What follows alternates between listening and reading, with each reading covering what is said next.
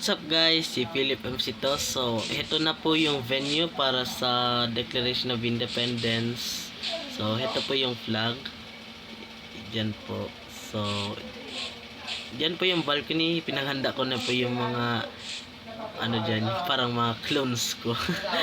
Okay, pinaghanda ko na dito yung parang mga statues dito. Okay, so may freezing. Sorry po sa lag dahil ang dami dyan sa loob. So, meron ng statues para paghanda po sa Declaration of Independence. Diyan po sa balcony, diyan po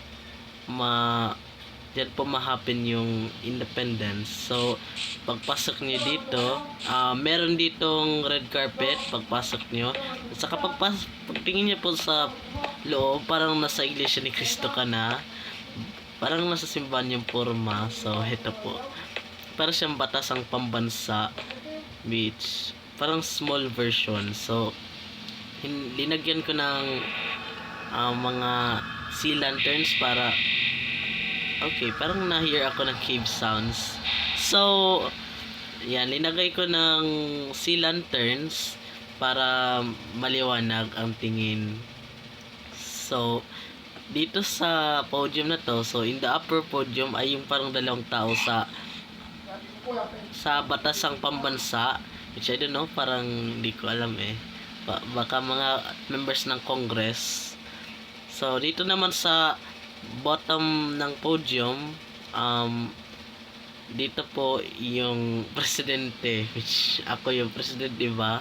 So, dito ako magagawa ng speech pag merong congress. So, ipangalan ko dito ay Philip Land Congress Center. So, dito po, may stairway dito papunta sa balcony, which ito na po. Ito siya. So, meron ako nakalimutan, which merong flag dyan.